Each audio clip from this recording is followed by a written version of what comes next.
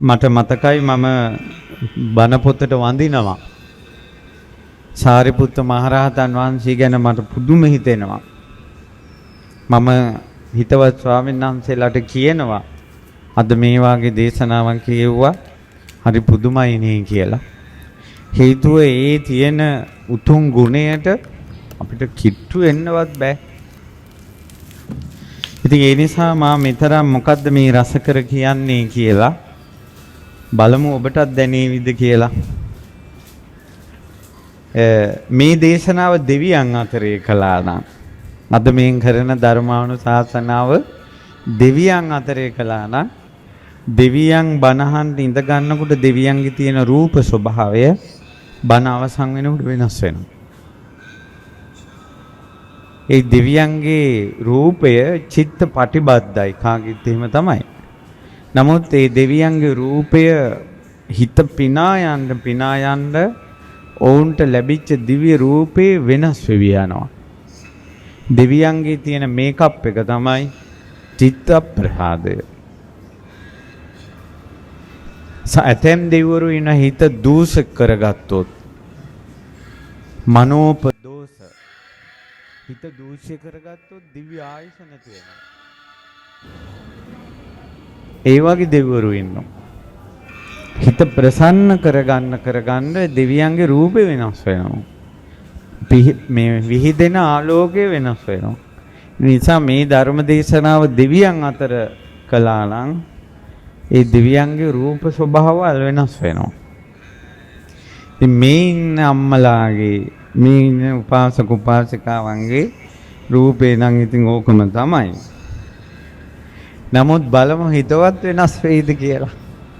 හිත වෙනස් වුණොත් දැන් මෙහිමයි අපිත් එහෙම එකක් තියෙනවා අපිට තේරෙන්නේ නැතකොට. හිතට සතුටක් ආපුවම තමයි පොඩ්ඩක් හිනාවක් යන්නේ. හිනාවක් යනකොට හිනා නොවුන කෙනාට වැඩිය රූපේ ලස්සනයි. සිනහ වෙනකොට තරහෙන් ඉන්නකොට රූපේ කැතයි. කොළු වෙලා මූණ දිහා බලන්නත් බෑ.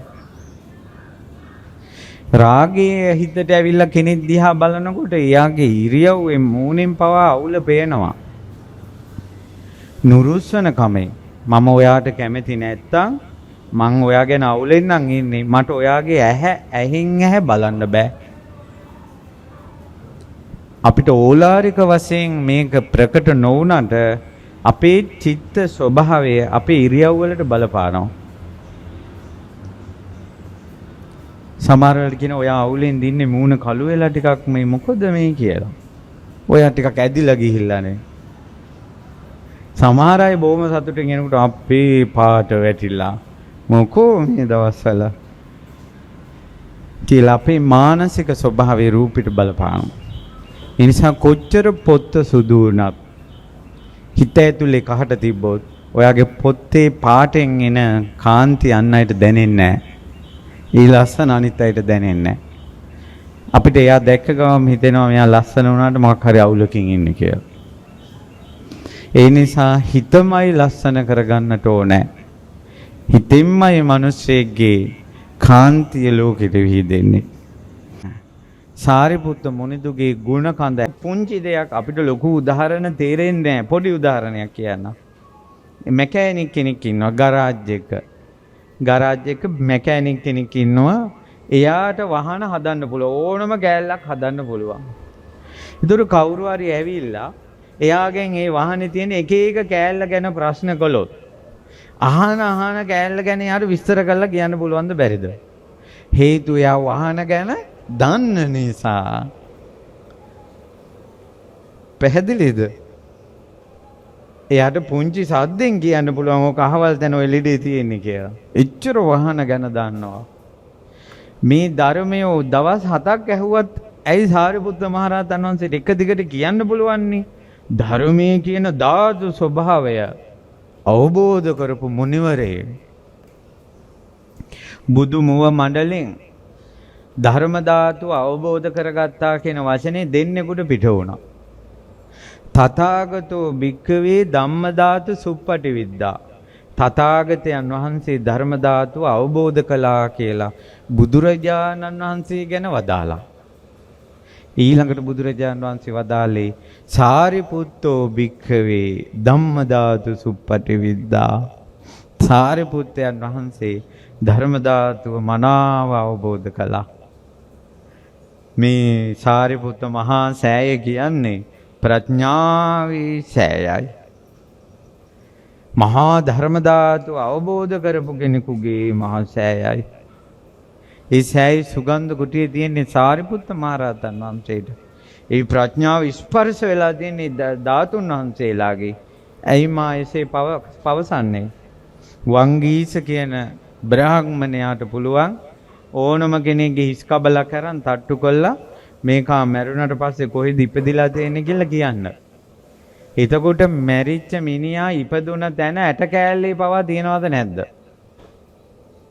දැන් ওই සෝනේ වලේලාන මිනිහේ ඉතුරු වෙන ඇට කටු ටික තියෙනවනේ.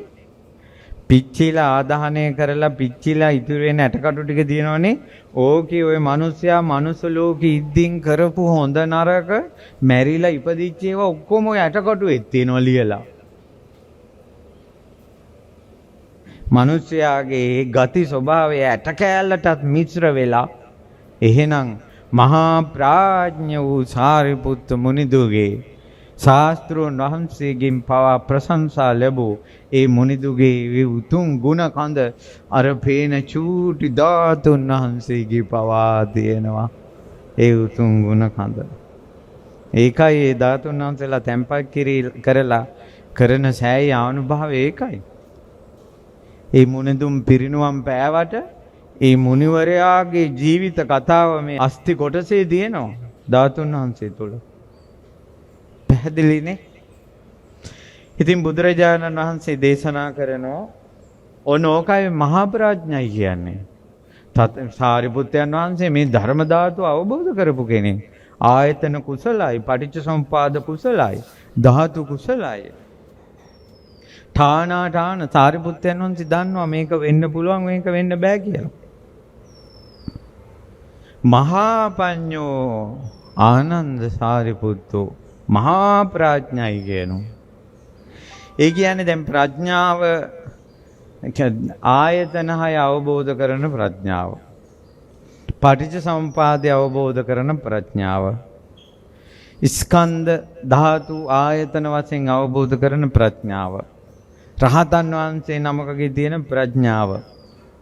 අපි දැන් ওই වචන හුරු වෙන්නේ.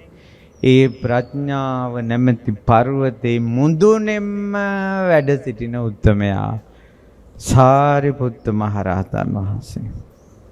ප්‍රඥාවේ පර්වතේ මුදුනේ වැඩ ඉන්නේ මහා ප්‍රඥයි. මහා ප්‍රඥයි. මාගේ තථාගත සම්බුදුරජාණන් වහන්සේ විටක වැඩ සිටින සංගරුවන ගිහි උපාසක උපාසිකාවන් අතර සමහර දහම් ගැටලු මතු කරනවා. ඒවා තේරෙන්නේ ඒ දහම් ගැටලු විසඳන්න තේරෙන්නේ සෝතාපන්න අයට. ඒතකොට සෝවාන් වෙච්ච ඕන කෙනෙකුට ඒක කියන්න පුළුවන්. සකදාගාමී අයට විතරක් ගෝචර ප්‍රශ්න තියෙනවා. ඒවා අහනකොට සෝතාපන්න අය නිහඬ වෙනවා. සකදාගාමී අයට ඒවට උත්තර දෙන්න පුළුවන්. සකදාගාමී අයට අනාගාමී අයට විතරක් ගෝචර ප්‍රශ්න තියෙනවා. ඒවා භාග්‍යවතුන් වහන්සේ සාකච්ඡා කරනකොට ඒකට උත්තර දෙන්න පුළුවන් අනාගාමී අයට විතරයි. අනිත් අය නිහඬයි. සමහර ප්‍රශ්න තියෙනවා රහතන් වහන්සේට විතරයි ඒක තේරෙන්නේ. එතකොට රහතන් වහන්සේලා ඒ දහම් කතාව දෙනවා අනිත් අය නිහඬයි. හැම කෙනාම නිහඬ වෙවි යද්දී බුදුරජාණන් වහන්සේ අසනා දහම් පැනේට උත්තර දෙන්න එකම කෙනෙක් තුන් ලෝකෙ ඉතුරු වෙනවා. කවුද? සාරිපුත්ත මහරහතන්. මහා ප්‍රඥයි. කිසිම කෙනෙකුට විසඳන්න බැරි ඒ දහම් ගැටලු දහම් කතාව ශාස්ත්‍රුන් වහන්සේ සමග විස්තර කරනවා. අන්න ওই විදියට විසඳලා අවසානයේ සාරිපුත්ත මහරහතන් වහන්සේ විතරක් බුදුරජාණන් වහන්සේ සමග සාකච්ඡා කළා. සාරිපුත්තයන් වහන්සේගේ මහා ප්‍රඥ බව, මහා නුවණැති බව ප්‍රශංසා කරමින් බුදුරජාණන් වහන්සේ එදා තමයි අභිධර්මයේ දේශනා කළේ.